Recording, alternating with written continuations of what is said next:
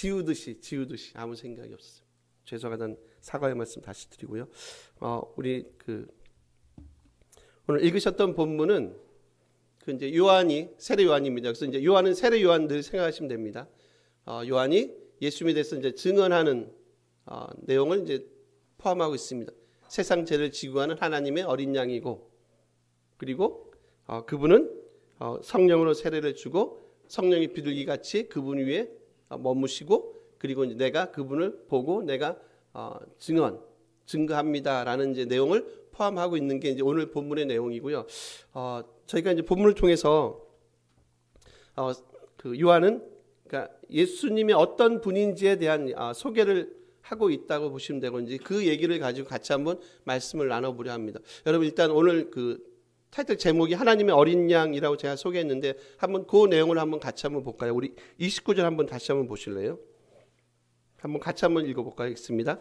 이튿날 요한이 예수께서 자기에게 나오심을 보고 이르되 보라 세상 죄를 지고 가는 하나님의 어린 양. 아멘.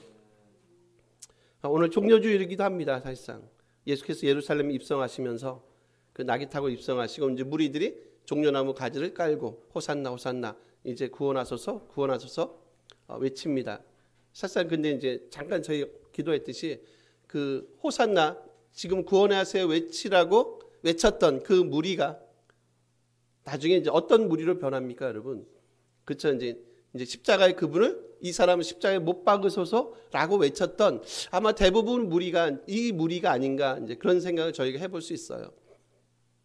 이제 그 얘기는 뭐냐면 분명히 이제 우리가 외치는 외침이나 고백 속에는 분명히 뭔가가 같이 그저 단순히 입술의 고백만이 아니라 뭔가가 같이 거기에 이제 동반되지 않으면 그의 삶이 변화가 되지 않든지 철저하게 주님을 향한 마음들이 있지 않으면 우리가 고백하는 그 고백이 얼마나 허망할 수 있는지, 그리고 그 유효기간이 그렇게 길지 않는 것을 저희가 볼 수 있거든요. 오늘 요한이 외칩니다. 세상 죄 지고 가는 하나님의 어린 양이다라는 이제 그런 고백을 합니다. 여러분 그 당시 이스라엘 백성이 가졌던 그 양에 대한 개념이 있어요. 그 얘기를 한번 잠깐 살펴보려고 합니다. 일단 어린 양하면 여러분 무슨 생각이 나세요? 일단 머릿속에 딱 떠오르는 게 있지 않겠습니까? 재물은 제가 나중에 먼저 말씀드리는 일단 한번 이제 제가 이렇게 질문할 때는 그냥 지금 생각하지 마시고 이제 우리가 유대인이야라고 한번 생각을 해보세요. 어린 양이야 하면 그 당시 살아갔던 유대인들은 양 하면 무슨 생각을 했겠어요? 당연히 저는 출애굽 생각을 했을 것 같아요. 그죠? 출애굽할 때 6월절 날 어린 양의 피를 바르고 문설주에 바르고 결국 그들이 구원받는, 그래서 새로운 하나님의 나라를 건설하는 일들이 사실상 구약의 출애굽 사건을 통해서 일어나거든요. 요한이 분명히 세상 죄를 지고 가는 하나님의 어린 양입니다라는 고백을 했을 때는 그의 머릿속에는 분명히 구약이 이 출애굽 사건을 염두에 뒀을 거예요. 근데 그 출애굽 사건을 이제 요한이 어떻게 합니까? 다시 재해석을 하세요. 이스라엘 백성들에게 있어서 여러분, 예를 들면 메시아, 양이 됐든 양을 목자하고도 또 같이 이제 이미지를 연결하고 그리고 왕하고도 연결을 같이 한단 말이에요. 그럼 이제 유대인들 여러분 생각해 보세요. 목자, 양, 왕 생각해 보세요. 죽으면 안 되죠. 메시아가 죽는다. 메시아가 죽어서 세상 죄를 지고 간다. 그분이 하나님의 어린 양이다. 유대인들 생각에 여러분 그게 이해가 되실 것 같습니까? 메시아가 죽다니 아닙니까? 그죠? 양이고 왕인 목자인 그분이 죽으면 안 되죠. 여전히 우리는 곤고한데, 여전히 우리는 로마의 통치 아래 있는데 그분이 오셨으면 이 땅에서 우리를 해방하는 해방자의 모습을 분명히 그들이 기대하지 않았겠습니까? 그러니까 제자들이 끝날 때까지, 주님의 부활 사건 때까지 자꾸 이제 이해하지 못하고 몰이해하고 주님과 생각이 다르고 했던 건 뭐냐면 전형적인 제자들조차도 어디 틀을 벗어나지 못합니까? 유대적인 사고방식을 벗어나지 못하는 거예요. 주님 돌아가시기 전에 여러분 제자들이 했던 반복적으로 했던 말이 뭔지 아시죠? 내가 곧 고난받고 죽을 거다. 제자들이 뭐라고 얘기합니까? 주님, 당신이 죽다니요. 3번에 걸쳐서 그런 말씀을 합니다. 내가 곧 고난받고 죽을 거야. 무슨 얘기 하시는 겁니까? 제자들이 뭐 합니까? 그 상황에서 무슨 얘기, 자기들끼리 무슨 얘기를 합니까, 여러분? 누가 큽니까? 내가 곧 고난받고 죽을 거야. 또 뭐라고 얘기합니까? 주님 하나는 주님의 우편에, 하나는 좌편에 좀 앉게 해주시면 안 되겠습니까? 여러분, 우리는 이제 그러니까 말씀은 이제 2000년 후에 읽는 입장이니까 참 답답하지 않으세요? 도대체 이분들은 누구냐는 거죠. 12 제자세요. 3년 동안 같이 숙식을 하시면서 주님의 가르침과 이적과 기적을 매일매일, 간헐적으로도 아니고 매일매일 받고 그리고 고백했던 제자들 아닙니까? 그럼에도 불구하고 그들이 뭐하고 있지 않습니까? 주님을 전혀 이해하지 못하는 모습을 저희가 보고 있거든요. 답답하시죠? 이런 제자들의 모습을 보면 답답하지 않으세요? 근데 여러분 한번 보세요. 우리가 제자들과 다른 게 많이 있습니까, 여러분? 우리도 크게 그분들과 다를 게 없을 것 같다. 우리도 그런 거 아닙니까? 우리가 기대하는 주님에 대한 기대치가 있지 않나요, 여러분? 그렇지 않습니까? 지금 다시요. 요한이 뭐라고 얘기합니까? 하나님의 양입니다 라고 얘기할 때는 지금 어떤 마음이 있다고요? 그들이 기대했던 그리고 그들이 기다려왔던 그 소위 말하는 그 메시아, 그 양과는 전혀 다른 모습을 보여준다는 거예요. 그래서 여러분 한번 보세요. 눈 와보세요. 하나님의 양이로다 얘기하잖아요. 근데 이제 좀 번역은 약간 이제 번역이 하나가 좀 빠진 게 있는 게 뭐냐면 여기 정관사가 사실상 하나가 빠져요. 정확하게 번역하면 이제 호암노스라는 단어를 쓰는데 어떻게 보면 정관사가 있다는 건 뭐예요? 바로 그 양이에요. 그 양. 그냥 막연한 양이 아니라 바로 그 양입니다. 그러면 그 양은 어디서 말했던 양입니까, 여러분? 이미 구약에 언급했던 세상 죄를 지고 가는 구약의 이사야를 통해서 다른 많은 구약의 본문들을 통해서 이미 예언했던 바로 이분이 오셔서 너희 죄를 사할 거야 라고 얘기했던 바로 그 양이신 누구라고요? 주님에 대한 올바른 고백을 하는 지금 요한의 모습을 저희가 볼 수 있거든요. 말씀한 대로 이제 오늘 종려주일이세요.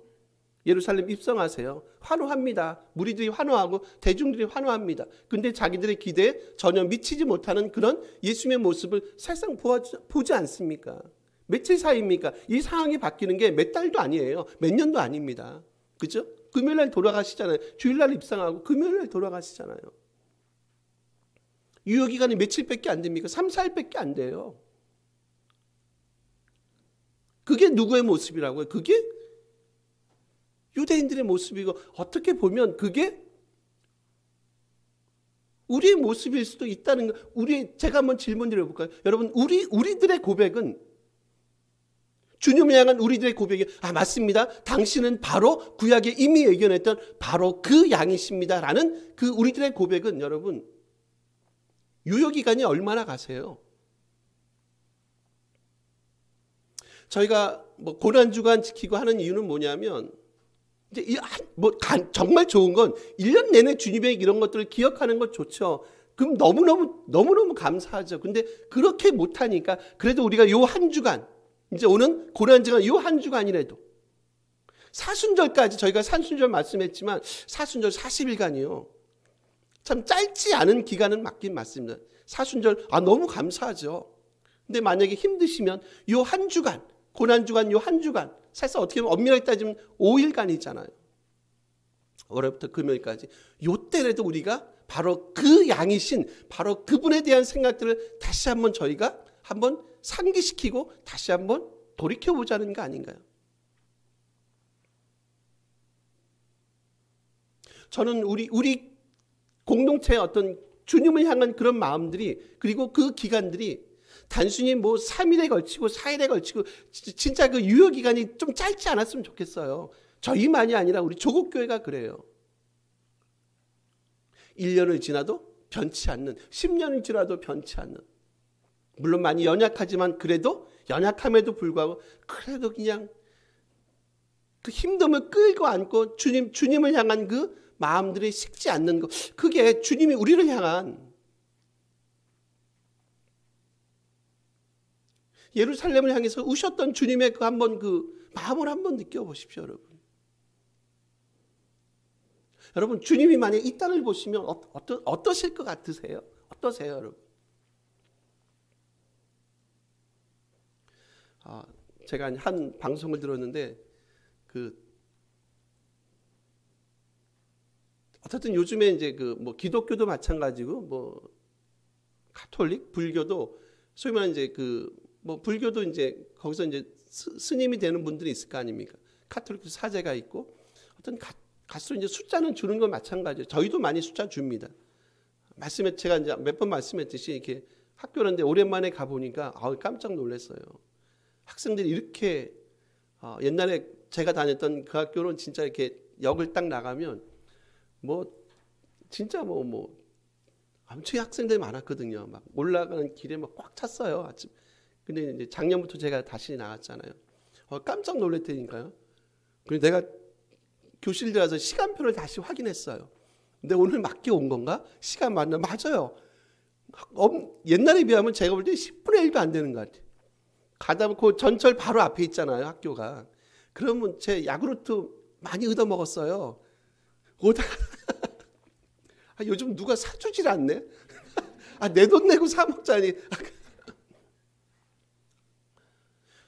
선교사님들도 지금 엄청 많이 지금 일단 계시는데 선교사님들도 지금요, 여러분, 젊은 선교사님들이 있잖아요. 옛날엔 저희 때 신학교 다닐 때, 신대원 다닐 때 있잖아요. 많이 헌신하거든요.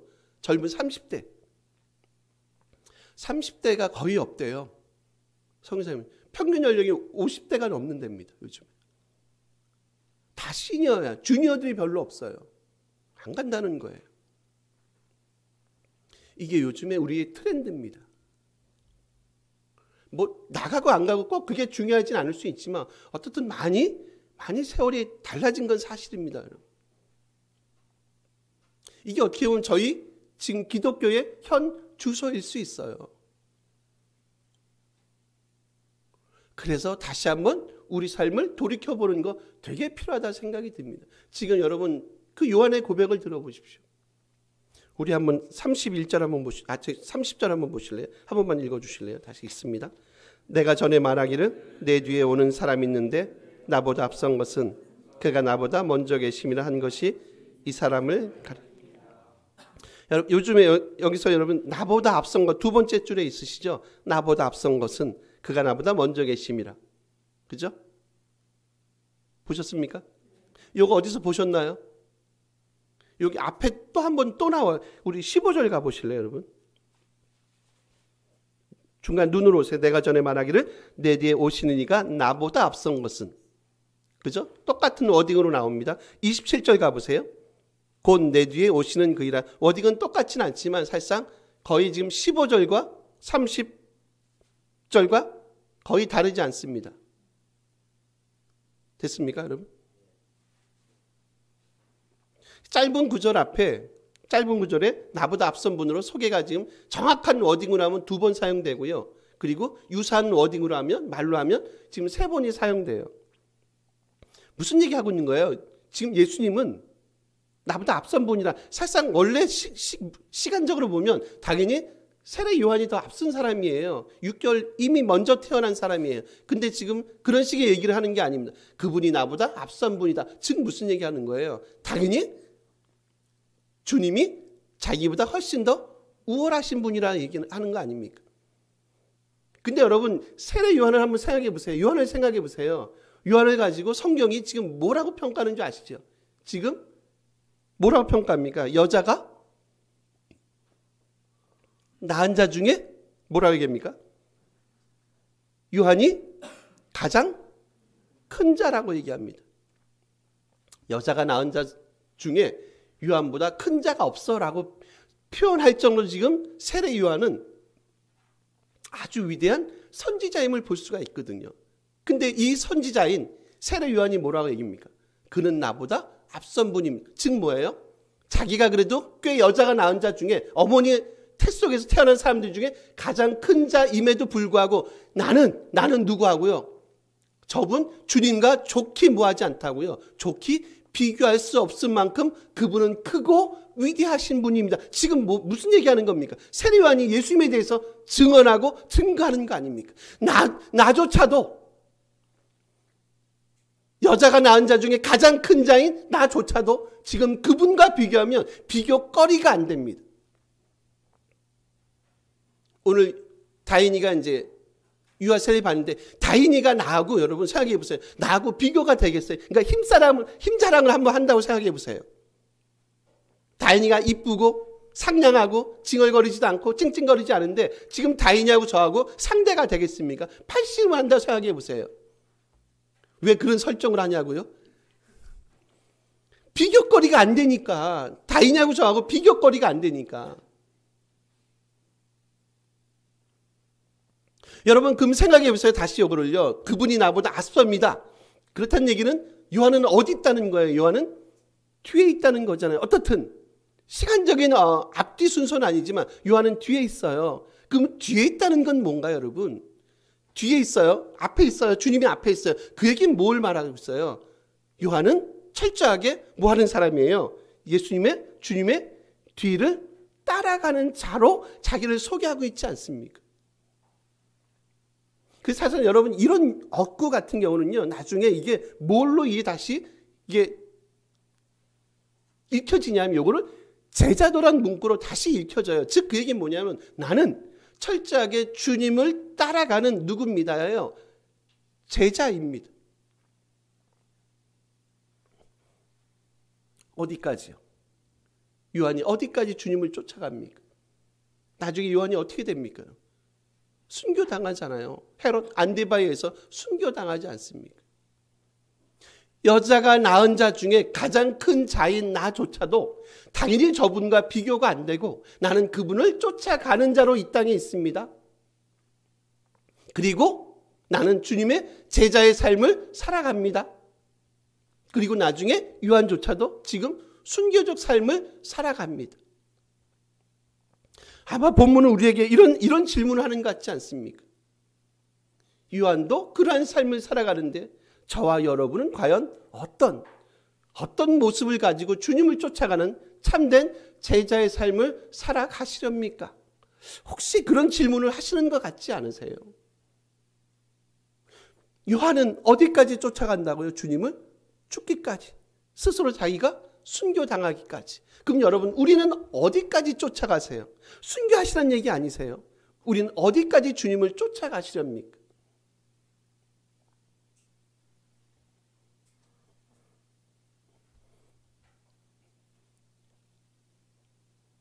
한번 스스로 한번 질문해 보시고 스스로 한번 답변을 내려 보십시오. 과연 나는 주님을 쫓아가는 자로 서 있는가? 그러면 주님을 어떻게 쫓아가는가? 뭐 순교당할 수는 없잖아요. 지금 순교 쉽지 않습니다. 순교하고 싶어도 쉽지 않습니다. 혹시 순교당하고 싶으시면 중동 가십시오. 모스크 앞에서 여러분 예수님 이름을 외쳐보십시오. 바로 지체하지 않고. 근데 그럴 수는 없으니까. 꼭 그게 잘하는 거 아닙니다. 그렇게 하지 마십시오. 그럼 이 땅에서 과연 주님을 나보다 앞에 계신 그 주님을 따라가는 참된 제자의 삶은, 제자도는 무엇인가? 어떤 삶을 살아가는 건가?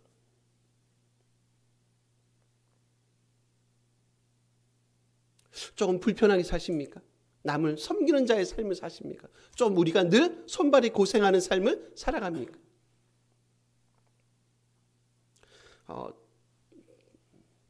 저는 그리스도인들이 좀 너무 그러니까 교회를 다니고 예수를 많이 믿으시면 뭐 하나님의 영역에 속한다고 생각하는 사람은 아니에요. 그러니까 훨씬 더 이렇게 평범하고 훨씬 더 상식적이고 훨씬 더 그냥 이 땅에서 그냥 인간다운 삶을 살아가는 게 저는 주님을 쫓아가는 제자의 삶이라고 생각해요. 우리가 이 땅에 살아가는데 우리가 뭐 특별히 엄청나게 저분들과 다른 삶을 살아가야 되는가? 뭐 저는 그렇게 생각하지 않습니다.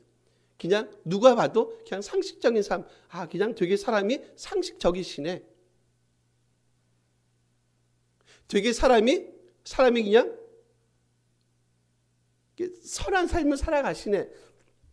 제가 지난번에도 저희 이제 집에 대한 얘기 잠깐 했어요. 이렇게 어저께 제가 이제 오늘 어쨌든 이제 뭐 어떤 교회에서 이제 초대받고 가잖아요. 근데 보시다시피 제 차가 그냥 거의 뭐 수렁에서 건진 내 차입니다. 그냥 거의 1년 내는 아니고 거의 세차를 안 하고 다니는데 어저께는 아무래도 그래도 제가 남의 교회 가는데 좀 세차해야 될 것 같아서 이제 집에서 이제 간단하게 대야 하나면 세차가 충분히 가능하잖아요. 제가 흑인 스타일로 세차를 합니다. 깨끗해요. 지금 가보세요. 번쩍번쩍해요. 네, 광택까지 냈어요 지금. 이게 차 집으로 이렇게 나가는 거기 조그만 이제 저기 도로가 있는데 집으로 이제 들어가는 그 도로죠.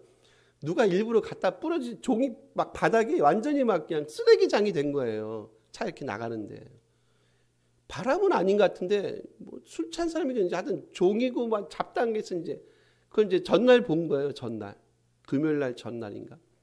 그 어저께 이제 세차로 딱 나와서 혹시나 누가 치웠나 딱 봤더니 뭐 누가 치웁니까? 뭐 완전히 막 내가 치우리라. 전 그 전에 보이는 사람이 치워요. 보여지는 사람이 치웁니다. 다 하면서 거기 안에 뭐 먹다 남은 치킨 막 그 양념 묻은 치킨 종이 같은 그런 거 누가 만지고 싶습니까? 하여튼 치웠어요. 보니까 쓰레기 저기 있어. 하여튼 치우고 다 치우고 가니까 깨끗하고 좋더라고요. 그래서 저는 이제 그런 생각이 들어요. 왜 이런 게 안 보이지? 여러분 제가 특별하지 않잖아요. 제가 이상합니까? 치우는 제가 이상합니까? 안 치우는 안 보이는 저분들이 이상한가요? 치우는 제가 이상한가요? 왜 그게 안 보이죠? 한 2, 3분 걸렸어요. 치우는데. 왜 안 보일까? 왜 그게 나만 보일까? 내가 목사라서 목사하고 상관없는 일이에요, 여러분. 그렇지 않으세요? 목회자하고 상관없는 거예요. 나는 보이는데 이왕이면 뭐 우리가 살고 있는 집이니까 환경이니까 깨끗하게 하면 좋은 거 아닌가요? 여러분 예수를 믿는다는 건 그런 거 아닌가요? 그런 게 눈에 들어오는 거 아닙니까? 그게 특별한 겁니까? 지극히 상식적인 거 아닙니까? 그렇지 않으세요? 하나님의 사람이 된다는 건, 그러니까 주님의 제자가 된다는 건 저는 그런 생각이 듭니다. 주님을 쫓아간다는 건 그런 것 같아요. 그런 게 눈에 들어오는 겁니다. 엄청나게 뭐 이 땅을 변화시키시고 이 땅에 그리스도의 나라가 우리가 기도를 하지만 그리스도의 나라가 임하게 하시고 이 땅에 정말 엄청난 하나님의 막 통치가 이루어지고 감사하죠. 근데 일단 저는 그런 생각이 드는 거예요. 우리 작은 것 하나라도 그런 거 있잖아요. 작은 거 하나라도 그냥 거기서부터 그냥 조금씩 하나님의 나라를 하나님의 생각들을 만들어 가보자. 그 작은 것에서부터 뭔가 변화가 일어나면 감사한 거 아닌가요? 요한이 쫓아갔다는 그 주님을 향한 그 제자의 길은 그런 거 아니겠습니까? 사람들이 오잖아요. 세례 주잖아요. 그가 엄청나게 하나님 나라를 확장시켰나요? 좀 이따 죽거든요. 돌아가신단 말이에요. 근데 그분이 남겼던, 성경은 명확하게 언급하지는 않지만 그분이 남겼던 분명히 그리스도를 향한 그 영향력은 엄청나게 오래 지속도록 가지 않았겠습니까?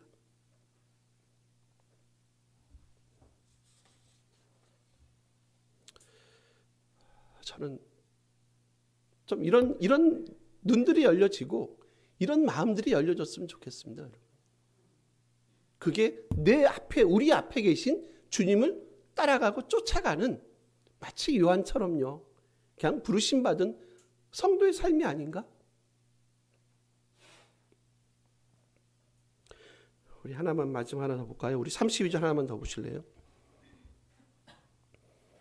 읽습니다. 요한이 또 증언하여 이르되 내가 보매 성령이 비둘기같이 하늘로부터 내려와서 그의 위에 머물렀더라. 성령이 비둘기같이 하늘로부터 내려와서 예수님 위에 머물렀다 얘기합니다. 여러분, 비둘기가 등장해요. 아까 제가 말씀했듯이 그냥 이제 우리 지금 생각하면 또 머리를 써야 되잖아요. 그냥 그러지 마시고 그냥 우리가 1세기 살고 있다 생각해 보세요. 요한과 같이 있다. 뭐 주님과 같이 있다. 비둘기같이 그 위에 내리는 걸 보면, 그럼 비둘기 딱 하면 또 뭐가 생각나세요, 여러분? 여러분 이제 여러분도 한국 사람 아니세요? 사우스 코리아이 아니면 주데이즘입니다. 유대교 다니시는 분들이에요. 믿는 분들이. 유대교 아니지. 크리스찬입니다. 크리스찬. 그러면 비둘기같이 그 위에 머문다. 여러분 딱 어떻게 생각하세요? 비둘기 뭐가 생각나세요? 정결. 그렇죠. 그런 거죠. 비둘기 하면 노아의 방주, 창세기 나오잖아요. 결국 그거는 비둘기는 뭘 상징합니까? 하나님의, 그러니까 심판에도 불구하고 이 땅 위에 내린 하나님의 뭐를요? 하나님의 은혜잖아요. 다시는 내가 이 땅을 물로 심판하지 않겠다. 근데 그 비둘기 같은 성령이 지금 누구 위에 내립니까? 예수님 위에 무슨 얘기하고 있어요? 마치 하나님께서 이 땅에 은혜를 베푸셨듯이 이제 주님이 이 땅에 뭘 갖고 와요? 새로운 은혜 창조. 이 땅을 내가 새롭게 은혜로 내가 이 땅을 변화시키는 그런 거 아닙니까? 당연히 비둘기는 뭡니까, 여러분? 비둘기의 기본적인 역할은 뭐예요? 재물이잖아요, 재물. 그죠? 재물입니다. 결국 이걸 통해서 예수님의 그 사역이 비둘기 같이 그분 위에 내리신 이 사역이 바로 비둘기처럼 속죄 죄물의 효력을 발휘할 것을 이런 그림 이미지를 통해서 그 땅의 사람들에게 알려준다는 거죠. 이게 요한이 보고 증언하는 증언의 메시지 아닙니까? 그게 고백 아닙니까?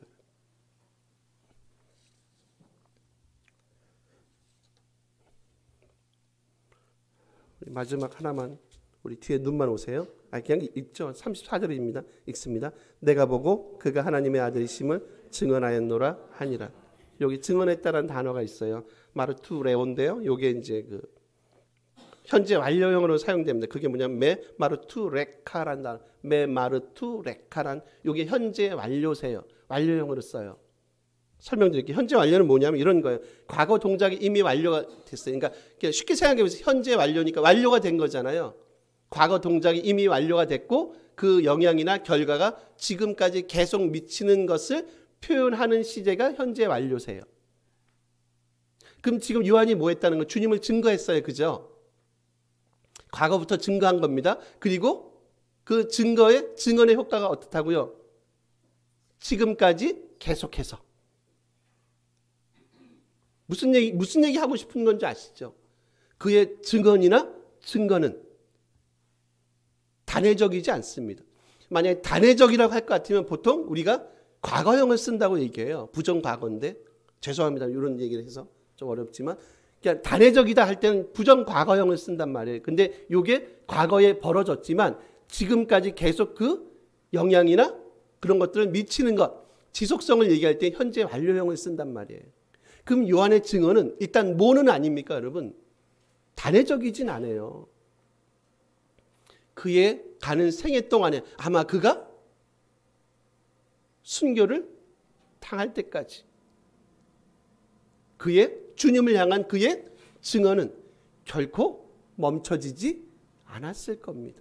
저는 이게